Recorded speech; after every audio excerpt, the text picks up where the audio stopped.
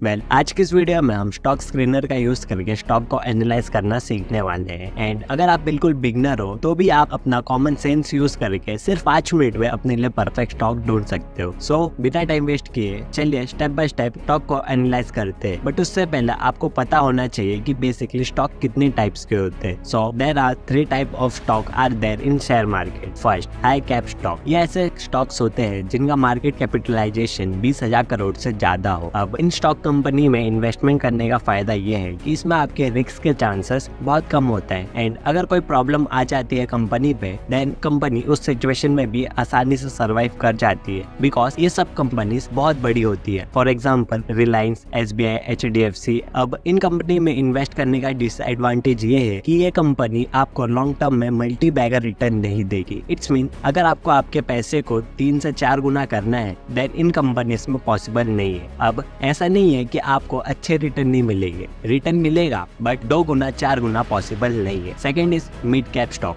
अभी ऐसे stock company होती है जिसका मार्केट कैपिटलाइजेशन 5,000 करोड़ से 20,000 करोड़ के बीच में होता है। अब इन कंपनी में इन्वेस्ट करने का एडवांटेज ये है कि इसमें आपको रिटर्न के चांसेस थोड़े हाई होते हैं compare to high cap stock. इसमें रिस्क भी थोड़ा बढ़ जाता है, बट इन्वेस्टिंग में हम लॉन्ग टर्म में इन्वेस्ट करके रिस्क को मिनिमाइज कर सकते हैं। लास्ट टाइप है स्मॉल कैप स्टॉक। अब इन स्टॉक कंपनीज की मार्केट कैपिटलाइजेशन 5,000 करोड़ से कम होती है। एंड इन कंपनीज में एडवांटेज ये होता है कि इसमें आपको 10 से 20 गुना रिटर्न मिल सकता है, बिकॉज ये न्यू कंपनी होती है एंड इनके ग्रोथ के चांसेस काफी हाई होते हैं। बट क्योंकि ये न्यू कंपनी है, जिसकी वजह से इन कंपनीज में लॉस के चांसेस भी 10 से 20 गुना बढ़ जाते हैं। बट जैसे मैंने कहा, इन्वेस्टिंग में हम लॉन्ग टर्म में रिस्क मिनिमाइज कर सकते हैं अच्छी कंपनी में इन्वेस्ट करके। अब स्टॉक टाइप बताने का ये रीजन है कि आपको आसानी हो रिस्क मैनेज करके पोर्टफोलियो बनाने में, बिकॉज अगर हमने सिर्फ हाई कैप में इन्वेस्ट किया देन हमें उतने रिटर्न नहीं मिलेगा। सेम विद अदर हैंड, अगर हमने सिर्फ स्मॉल कैप में इन्वेस्ट किया देन वहाँ रिस्क के चांसेस बढ़ जाते हैं एंड हो सकता है हमारा कैपिटल भी लॉस हो जाए। इसी के लिए ये जरूरी होता है कि हम हमारा कैपिटल मल्टीपल स्टॉक में इन्वेस्ट करें। लेकिन ये तीनों स्टॉक टाइप में भी हजारों शेयर लिस्ट है शेयर बाजार में। सो हम बेस्ट स्टॉक कैसे सिलेक्ट करें?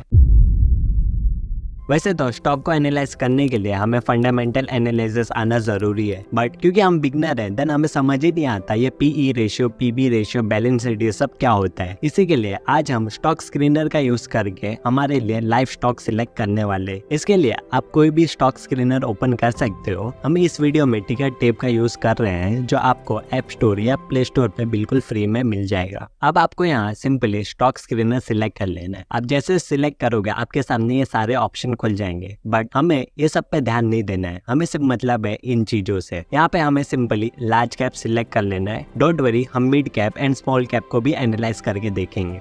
अब ये सारी वो कंपनीज है जिसका मार्केट कैपिटलाइजेशन 20,000 करोड़ से ज्यादा है। अब हम रेंडमली कोई भी कंपनी उठा के एनालाइज करेंगे एंड आप ऐसे कोई भी शेयर को एनालाइज कर सकते हो। जैसे हमने ये कंपनी लिया है बजाज फिनसर्व LTD। अब यहाँ पे कंपनी के बारे में बहुत कुछ दिया है, बट हमें इसमें से कुछ भी नहीं देखना है। हमें नहीं जानना है कंपनी का PE रेशियो क्या है, PB रेशियो क्या है। हम सिर्फ हमारा कॉमन सेंस यूज करेंगे एंड पता लगाएंगे कंपनी प्रॉफिट जनरेट कर रही है या नहीं। बिकॉज अगर कंपनी प्रॉफिट जनरेट करेगी तो उसके शेयर के प्राइस को बढ़ना ही है। अब इसके लिए हम प्राइसेस सब कुछ भी नहीं देखेंगे, हमें मतलब है सिर्फ कंपनी के फाइनेंशियल से, वो पॉजिटिव है या नहीं। अब यहाँ भी कंपनी के बारे में बहुत कुछ दिया है, बट हमें कंफ्यूज नहीं होना है। हम हमारा कॉमन सेंस यूज करेंगे एंड देखेंगे क्या कंपनी का रेवेन्यू ग्रो हो रहा है या नहीं। अब आप यहाँ देखोगे 2015 में टोटल रेवेन्यू 11,000 करोड़। और एक बात गाइस, ये सारे नंबर करोड़ में है, सो कंफ्यूज मत होना। 2016 में 20,000 करोड़, 2017 में 24,000 करोड़, 2018 में 32,000 crore and in the current year 82,000 crore.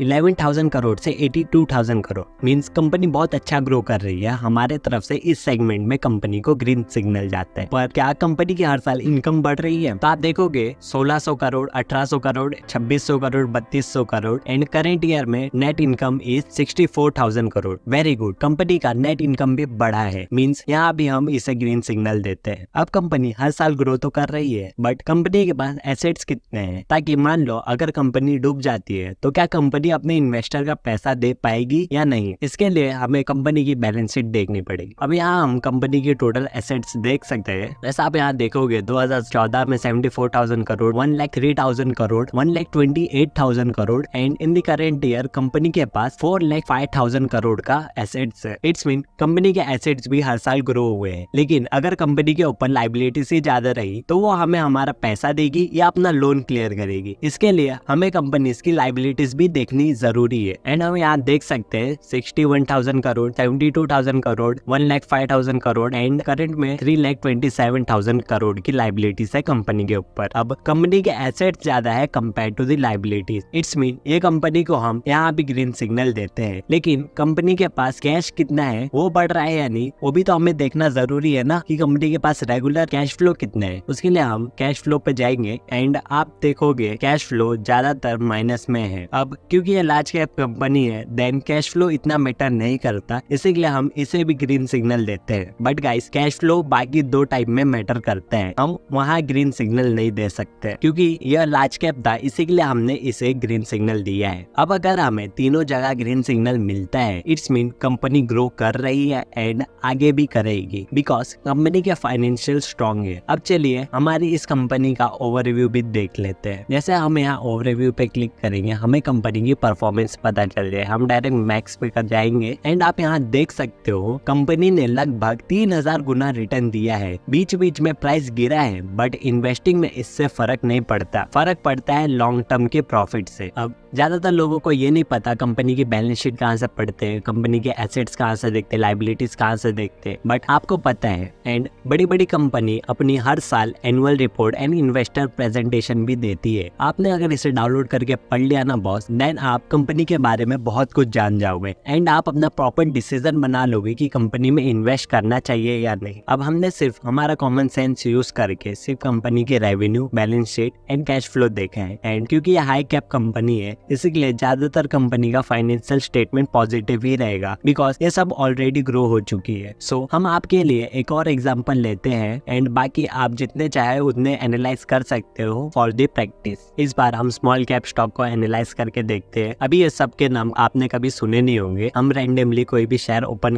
करते हैं, हमें इसके प्राइस है सबसे कुछ मतलब नहीं, हम डायरेक्ट कंपनी का फाइनेंशियल स्टेटमेंट खोलेंगे। फर्स्ट कंपनी की रेवेन्यू देखते हैं 3,000 करोड़, 5,000 करोड़, 6, 8, 11, 8। कंपनी बीच बीच में बहुत अच्छा परफॉर्म की है बट फिर भी कंपनी तो ग्रो हुई है, मीन्स यहाँ हम इसे ग्रीन सिग्नल देते हैं। अब नेक्स्ट क्या, कंपनी की इनकम बढ़ी है 300 करोड़, 400 करोड़, 600, 800, 900, 2,000 करोड़ का लॉस। इतना बड़ा लॉस मीन्स कंपनी ने यहाँ इन्वेस्टर का पैसा यूज करके लॉस में गई है। मेरे तरफ से फर्स्ट रेड सिग्नल। लेकिन क्या कंपनी के पास एसेट्स है 16,000 करोड़, 18,000 करोड़, 30,000 करोड़, 36,000 करोड़ एंड करंट में कंपनी के पास 42,000 करोड़ का एसेट्स है। बट कंपनी के ऊपर लायबिलिटीज कितनी है 13,000 करोड़, 26,000 करोड़, 32,000 और करंट ईयर में कंपनी के ऊपर 35,000 करोड़ की लायबिलिटीज है। मेरे तरफ से यहाँ पे स्ट्रॉन्ग रेड सिग्नल। अब आप बोलोगे एसेट्स तो ज्यादा है लायबिलिटीज से, तो मैं आपको बता दूं कंपनी एसेट्स के प्राइस को बढ़ा के ही बताती है, इसीलिए लायबिलिटीज के कंपेयर में एसेट्स हमेशा 2 गुना या 3 गुना होने चाहिए। अब एक बार कैश फ्लो भी चेक कर लेते हैं। आप यहाँ देखोगे 1,500 करोड़, 200 करोड़ का लॉस, फिर 9,000 करोड़ का लॉस, फिर 3,000 करोड़ का लॉस, फिर 13,000 करोड़ का लॉस, फिर 5,000 करोड़ का profit and in the current year company के पास 5,500 करोड़ कैश फ्लो है। मेरे तरफ से यहाँ पे भी स्ट्रॉन्ग रेड सिग्नल है बिकॉज कंपनी ने ज्यादातर लॉस ही बुक किया है एंड वो लॉस भी रिकवर नहीं हुआ है। सो ये कंपनी पे लायबिलिटीज ज्यादा है, अगर ये रिकवर करना चाहे तो भी नहीं कर पाएगी एंड मेरे तरफ से ये कंपनी के लिए स्ट्रॉन्ग नो है कि ये ग्रो नहीं होगी। एक बार चलिए देखते हैं ओवरव्यू क्या कहते हैं। एंड आप यहाँ देख सकते हो 180 का स्टॉक